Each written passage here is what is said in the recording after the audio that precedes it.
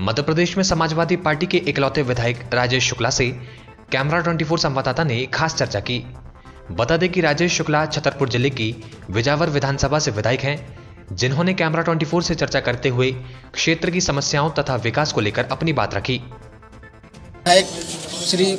राजेश शुक्ला जी, जो कि काफ़ी लोकप्रिय और समाजवादी पार्टी से इस मध्य प्रदेश में इकलौते विधायक हैं,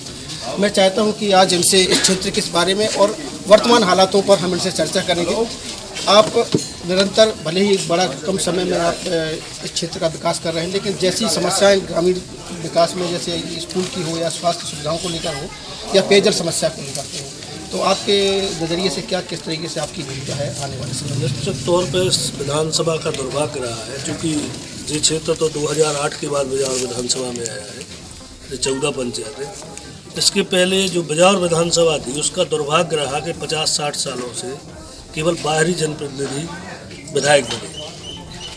और इस क्षेत्र का शोषण और दोहन करने के अलावा जनप्रतिनिधि ने आज तक कुछ किया ही नहीं। तो समस्याएं हैं, जबकि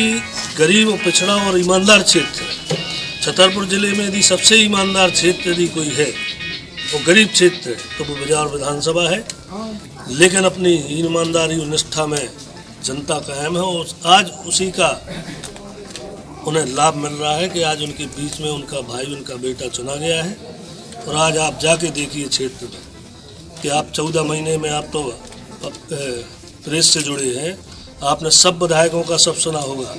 लेकिन बिजौर विधायक का आज तक कोई पेपर भी बुराई नहीं छाप पाया। अच्छाई हम उतनी नहीं कर पाए, लेकिन कम से कम इतना कमाया है कि बुराई भी कोई पेपर आज तक नहीं छाप पाया है 15 महीने में, और ईश्वर की कृपा रही तो 5 साल में भी कोई नहीं छाप पाया। पर्यटन के दृष्टिकोण से देखा जाए तो जटाशंकर काफ़ी महत्वपूर्ण स्थल है, तो क्या आने वाले समय में आप उसको एक पर्यटन के, अभी चूँकि धार्मिक महत्व का ये स्थल है, तो क्या पर्यटन मानचित्र पर भी आप लाने का प्रयास करेंगे? मैंने जीतने के बाद सबसे पहले पदयात्रा की थी 1 साल पहले जटाशंकर धाम की, और जटाशंकर धाम में पदयात्रा में प्रभारी मंत्री भी थे, सभी विधायक थे, पूरा प्रशासन था। और मुख्यमंत्री कमलनाथ जी द्वारा, आपने आज तक नहीं सुना होगा कि कमलनाथ जी घोषणा करते हैं, लेकिन कमलनाथ जी ने दूरभाष पर बम्बई में बैठ के जटाशंकर के लिए रोपवे की घोषणा और पर्यटन में जोड़ने की घोषणा की है। उस पर प्रक्रिया जारी है। रोपवे का टेंडर शीघ्र लगने वाला है। 12 करोड़ 63 लाख रुपया उसके लिए प्रशासकीय स्वीकृति जारी हो गई है। आज जैसे बुजुर्ग लोग हैं, जीना नहीं चढ़ पाते हैं, तो आज वो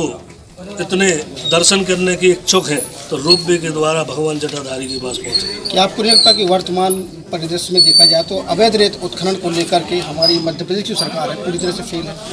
अब मध्य प्रदेश की सरकार तो हम नहीं कह सकते हैं, बाकी अपने जिले की बात है, तो हमने अवैध उत्खनन का विरोध किया है और इशारा भी आपको दे रहे हैं कि सब के सब आपने छपता देखा होगा, लेकिन बिजौर विधायक बीती रात ये घटना हुई है अवैध उत्खनन को लेकर के,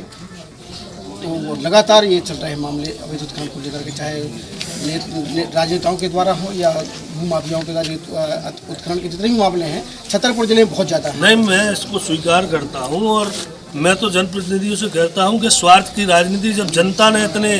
सम्मानजनक और पद पे बिठाया है तो स्वार्थ की राजनीति नहीं करना चाहिए, ना जी बालू में बदलना चाहिए। एक अंतिम सवाल आपसे,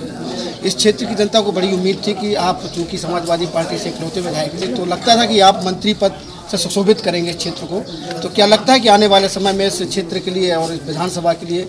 एक मंत्री हमको मिलेगा? मंत्री बनना या ना बनना, देखो जी मुख्यमंत्री के विशेषाधिकार का काम है। बाकी आपने देखा होगा मुख्यमंत्री जी की इतनी कृपा है बिजौर विधानसभा पे कि आपने संभाग का पहला कार्यक्रम बिजावर में आए हो और बिजौर में वचन दे के गए कि बिजौर के भविष्य बदल दूंगा बिजौर का, जी आपने सुना होगा। और मेरा सोच है कि मैं जो लेके जाता हूँ मुख्यमंत्री जी उसको पूरा कर रहे हैं, और हमें मंत्री से ज़्यादा सबसे ज़्यादा यदि फिक्र है कि बिजौर क्षेत्र का कितना विकास कर सकें, वही हम मंत्री बन गए, हमारे क्षेत्र का विकास हो जाए।